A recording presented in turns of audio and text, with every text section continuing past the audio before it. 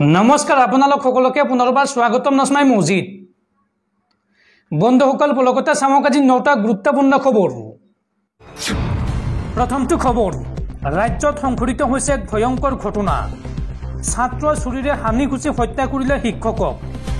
শিৱসাগৰৰ চাই বিকাশ একাডেমীত ৰাজ্য কঁপাই যোৱা ঘটনা। শিৱসাগৰত সংঘটিত হৈছে ৰাজ্য কঁপাই যোৱা ঘটনা। একাদশ শ্ৰেণীৰ ছাত্ৰই চুৰিকাঘাত কৰি হত্যা কৰে প্ৰধান শিক্ষকক। শিৱসাগৰৰ চাই বিকাশ একাডেমীত সংঘটিত হৈছে এই ভয়ংকৰ ঘটনা।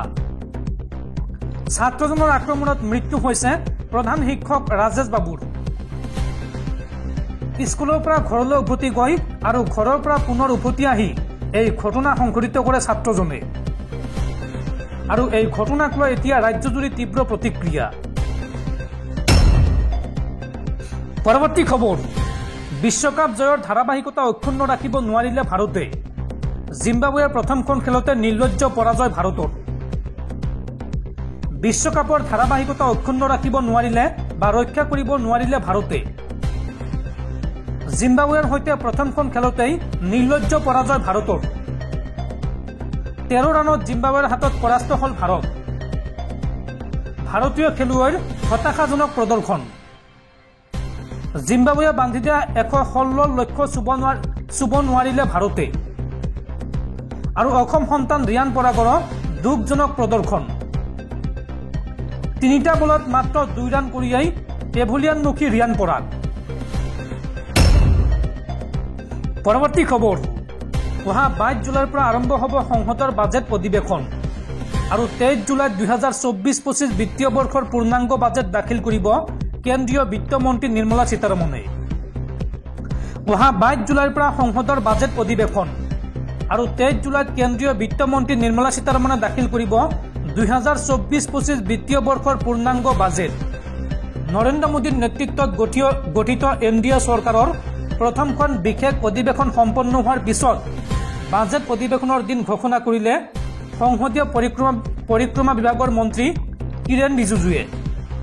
উল্লেখযোগ্য যে তৃতীয়বাৰৰ বাবে প্ৰধানমন্ত্ৰী হোৱাৰ পিছত এয়া হ'ব নিৰ্মলা সীতাৰমণৰ প্ৰথমখন পূৰ্ণাংগ বাজেট। যিহেতু ইয়াৰ পূৰ্বৰ দুখন চৰকাৰত বিজেপি একক সংখ্যাগৰিষ্ঠ দল আছিল আৰু এইবাৰ সংখ্যাগৰিষ্ঠতা হেৰুৱাইছে, গতিকে এইবাৰৰ বাজেট পূৰ্বৰ বাজেটসমূহতকৈ বহু পৃথক হোৱাৰ সম্ভাৱনা আছে। সেয়েহে এইবাৰৰ বাজেটৰ ওপৰত বহুতৰ দৃষ্টি থাকিব। শনিবাৰে এই সন্দৰ্ভত এক্সত এক পোষ্টৰ জৰিয়তে কিৰেণ ৰিজিজুৱে জনাইছে যে 22 জুলাইৰ পৰা বাজেট অধিৱেশন আৰম্ভ হ'ব। এই অধিৱেশন 12 আগষ্ট পৰ্যন্ত চলিব। কেন্দ্ৰীয় চৰকাৰে বাজেট অধিৱেশন আহ্বানৰ প্ৰতি ৰাষ্ট্ৰপতিয়ে সঁহাৰি দিছে। সংসদত 23 জুলাইত 2024-25 অৰ্থনৈতিক বৰ্ষৰ বাজেট 23 জুলাইত দাখিল কৰা হ'ব। ইয়াৰ পূৰ্বে বিত্তমন্ত্ৰী হিচাপে মুঠ 7 বাৰ বাজেট দাখিল কৰিছে নিৰ্মলা সীতাৰমণে। নিৰ্মলা সীতাৰমণৰ এয়াও এক অভিলেখ। ইয়াৰ পূৰ্বে মৰাৰুজী দেখাইয়ে মুঠ 6 বাৰ সংসদত বাজেট দাখিল কৰিছিল। দৰ্শকসকল, আৰু বহুতো গুৰুত্বপূৰ্ণ খবৰ আছে। তাৰ আগতে আপোনাক জনাওঁ যে যদি আপুনি এতিয়ালৈকে এইটো ভিডিঅ'ত লাইক কৰা নাই তেন্তে এতিয়াই ভিডিঅ'টোত লাইক কৰি দিয়ক। আৰু এনেকুৱা ধৰণৰ ভিডিঅ'সমূহ নিতৌ চাবলৈ চেনেলটো ছাবস্ক্ৰাইব কৰি কাষত থকা বেল আইকনটো প্ৰেছ কৰি ৰাখক। পৰৱৰ্তী খবৰ, লোকসভাৰ বিৰোধী দলপতি নিৰ্বাচিত হোৱাৰ পিছত প্ৰথমবাৰৰ বাবে উত্তৰ পূবলৈ আহিব কংগ্ৰেছ নেতা ৰাহুল গান্ধী। সোমবাৰে অশান্ত জৰ্জৰ মণিপুৰলৈ আহিব কংগ্ৰেছৰ যুৱৰাজ ৰাহুল গান্ধী। পৰৱৰ্তী খবৰ, ৰাজ্যত এতিয়াও কমা নাই বানৰ প্ৰকোপ। আৰু তাৰ মাজতে অসমসহ দেশৰ 20খন ৰাজ্যত প্ৰচণ্ড বৰষুণৰ আগজাননী বতৰ বিজ্ঞান কেন্দ্ৰৰ। অবিৰত বৰষুণে উত্তৰ পূব ভাৰতৰ কেইবাখনো ৰাজ্যত পৰিস্থিতি অধিক ভয়াৱহ কৰি তুলিছে। বিশেষকৈ অসমৰ বান পৰিস্থিতি সন্দৰ্ভত শংকা বাঢ়িছে বতৰ বিজ্ঞান কেন্দ্ৰৰ। কাৰণ ৰাজ্যৰ প্ৰশাসনে ইতিমধ্যে কৈছে যে বৰ্তমানলৈকে ৰাজ্যত 24 লাখৰো অধিক লোক বানত আক্ৰান্ত হৈছে আৰু মৃত্যুৰ সংখ্যা বৰ্তমানলৈকে 52 জনলৈকে বৃদ্ধি পাইছে। লগতে বহু সংখ্যক বন্যপ্ৰাণীৰো মৃত্যু হৈছে বান পৰিস্থিতিৰ ফলত। চৰকাৰী পৰিসংখ্যা অনুসৰি অসমৰ কমেও 30খন জিলাত বান পৰিস্থিতি অতি ভয়াৱহ। কাজিৰঙা ৰাষ্ট্ৰীয় উদ্যানৰ প্ৰায় 70% বৰ্তমান পানীৰ তলত ডুব গৈছে আৰু কমেও 15,000 জীৱ-জন্তু বানৰ দ্বাৰা প্ৰভাৱিত হৈছে। এই পৰ্যন্ত বান পৰিস্থিতিৰ বাবে গড় হৰিণাকে ধৰি ৭৭টা জীৱ জন্তুৰ মৃত্যু হৈছে আৰু ইয়াৰে ৬২টা হক ডিয়েৰ। অৱশ্য ৯৪টা জীৱ জন্তু উদ্ধাৰ কৰাৰ লগতে ৫০টা জীৱ জন্তুক ইতিমধ্যে নিৰাপদে মুকলি কৰি দিয়া হৈছে। আৰু তাৰ মাজতে উত্তৰ পূব ভাৰতৰ লগতে দিল্লী গুজৰাটকে ধৰি দেশৰ ২০খন ৰাজ্যত প্ৰচণ্ড বৰষুণৰ সতৰ্কবাণী জাৰি কৰিছে বতৰ বিজ্ঞান কেন্দ্ৰই। অবিৰত বৰষুণৰ ফলত মণিপুৰৰ ইম্ফল পূব আৰু পশ্চিম জিলাৰ কেইবাটাও অঞ্চল জলমগ্ন হৈ পৰিছে।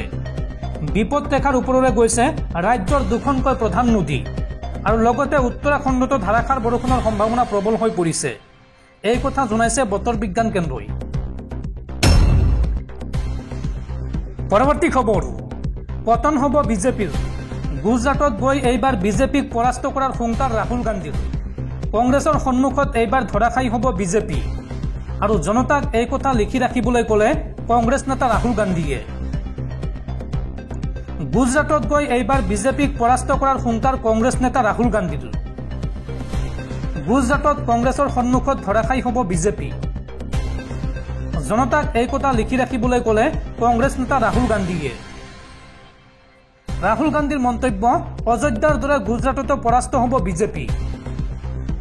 বাৰাণসীত কোনোমতেহে নিজৰ সন্মান ৰক্ষা কৰিছে বিজেপিয়ে। বিজেপিৰ বিৰুদ্ধে ক্ষোভিত হৈছিল অযোধ্যাবাসী, কিয়নো ৰাম মন্দিৰ উদ্বোধনী অনুষ্ঠানত অযোধ্যাবাসীক আমন্ত্ৰণ কৰা নাছিল বিজেপিয়ে। আৰু গুজৰাটৰ জনতাই ভয় নকৰাকৈ যুঁজিলে পতন হ'ব এইবাৰ বিজেপিৰ। এই মন্তব্য কংগ্ৰেছ নেতা ৰাহুল গান্ধীৰ। পৰৱৰ্তী খবৰ, দেশৰ লাখ লাখ শিক্ষাৰ্থীলৈ জৰুৰী খবৰ।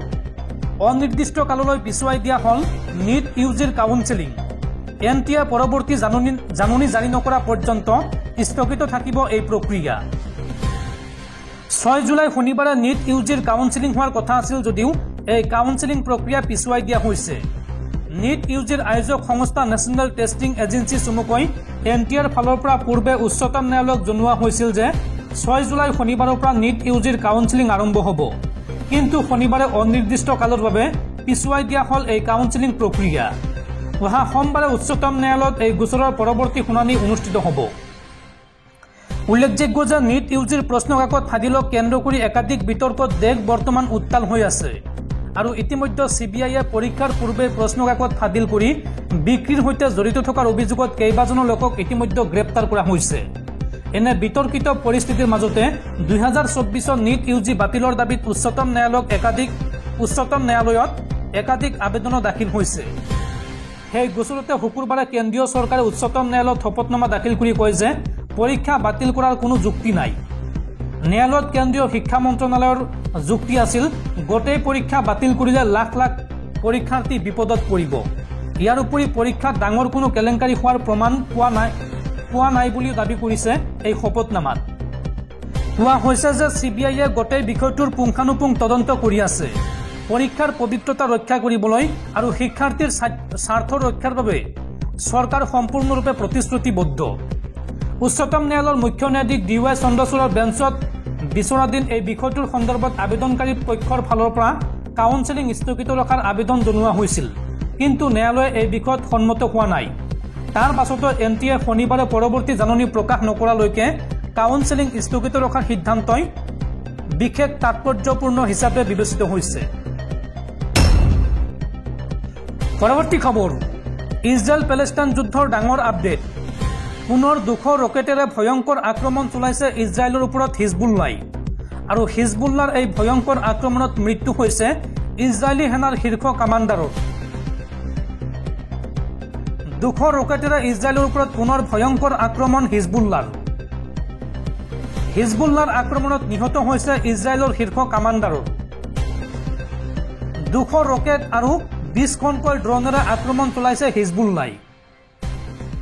ইজৰাইলী সেনাই হিজবুল্লাৰ নেতাক আক্ৰমণৰ পিছতে এই প্ৰতিশোধ।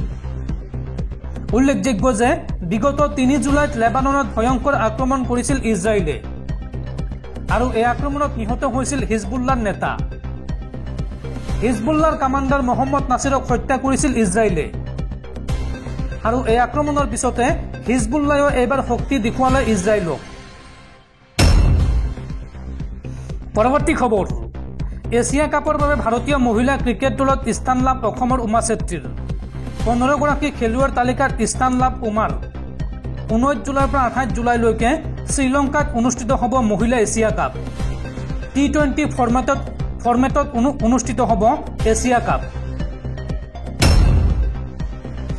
পৰৱৰ্তী খবৰ ৰাজ্যত ভয়ংকৰ বানপানীৰ মাজতে নলবাৰীত সংঘটিত হৈছে শোকাবহ ঘটনা নাওডুবি মৃত্যু হৈছে দুজনৰ নলবাৰীৰ মুকালমৰ কালাতদিয়াত নাওডুবি শিশু আৰু কিশোৰৰ মৃত্যু টুলুঙা নাওডুবি মাৰুফা খাতুন আৰু আছৰাফুল ইছলামৰ মৃত্যু টুলুঙা নাওৰে পথাৰৰ মাজৰ পানীৰে গৈ আছিল ঘৰলৈ আৰু সেই সময়তে নাওখনত থকা 8গৰাকী যাত্ৰী নাওসহ ডুব যায় নাওত থকা আন 6জনে সাঁতুৰি প্ৰাণ ৰক্ষা কৰে যদিও দুৰ্ভাগ্যবশতঃ 2গৰাকী ব্যক্তিৰ মৃত্যু হয়